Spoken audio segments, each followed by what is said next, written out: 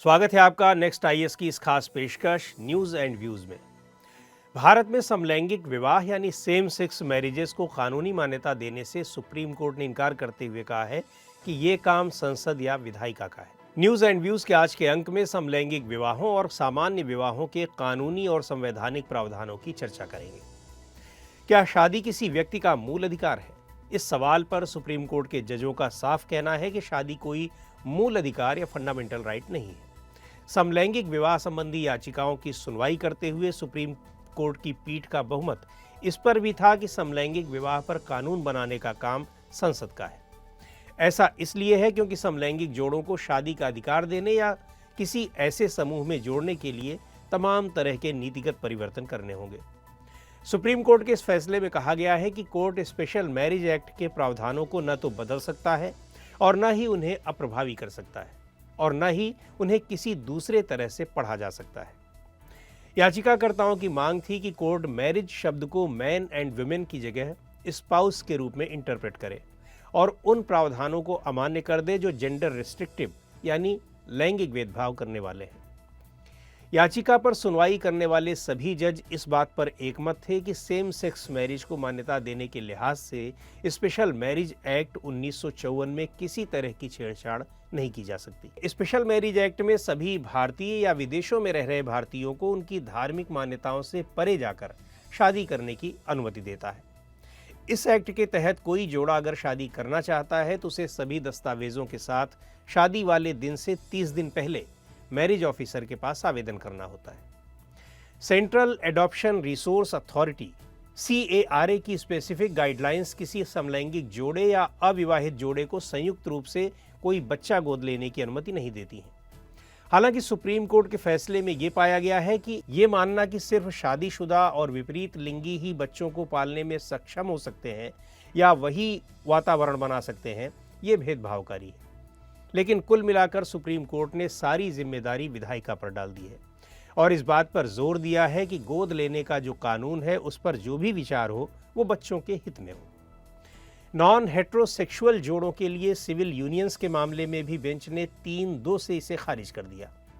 यहाँ civil union का मतलब ऐसे लीगल स्टेटस से है जो सेम सेक्स कपल्स को कुछ खास अधिकार और जिम्मेदारियां देता है, जो कि फिलहाल सिर्फ विवाहित जोड़ों के लिए ही मौजूद है।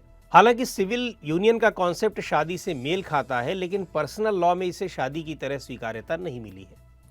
सुनवाई कर रहे सभी जजों ने केंद्र सरकार की इस बात से सहमति जताई कि इस मसले पर एक हाई लेवल कैबिनेट कमेटी विपरीत लिंगियों के अलावा कपल्स के अधिकारों पर विचार करेगी। सेम सेक्स मैरिजेस के पक्षधर लोगों का कहना है कि शादी की अनुमति देने का मतलब होगा कि LGBTQIA+ कपल्स को शादी के बाद मिलने वाले लाभ उन्हें मिलने लगेंगे। इनमें इंश्योरेंस, गोद लेने और उत्तराधिकार संबंधी मामले शामिल हैं।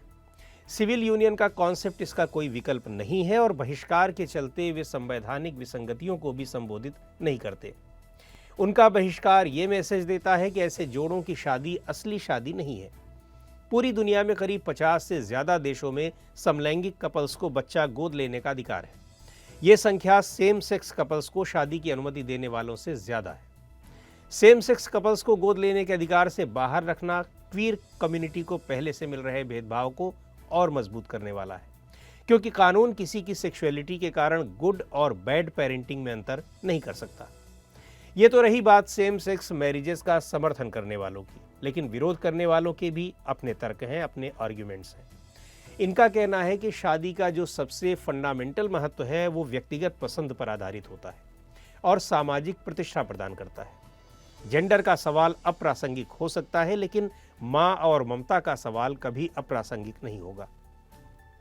कानून का पूरा ढांचा हेट्रोसेक्सुअल पर्सन से प्राकृतिक रूप से पैदा होने वालों बच्चों के कल्याण पर आधारित है। ऐसे में राज्य द्वारा हेट्रोसेक्सुअल्स और होमोसेक्सुअल्स के बीच अंतर करना न्यायसंगत लगता है। कोर्ट इस मामले में दखलंदाजी नहीं कर सकता कि स्पेशल मैरिज एक्ट में सेम सेक्स कपल्स को शामिल किया जाए, क्योंकि कानून का उद्देश्य विवाह के दायरे में सेम सेक्स वाले जोड़ों को शामिल करना नहीं है। और अंत में कोर्ट ने पाया कि किसी क्वीर पर्सन को अपने इमोशनल, अंतरंग और लिव इन पार्टनर या ऐसे किसी पार्टनर को चुनने की स्वतंत्रता है जो शादी या सिविल यूनियन में नहीं आती। ये लगभग वैसा ही ऑब्जर्वेशन है जैसा नवतेज सिंह जौहार के मामले में सामने आया था, जब कोर्ट ने होमोसेक्सुअलिटी को डीक्रिमिनलाइज कर दिया था। इससे एक बात साफ हो जाती है कि क्वीर कपल्स को शादी के विचार में शामिल करना उतना आसान नहीं है जितनी शुरुआत में याचिकाकर्ताओं ने उम्मीद की थी।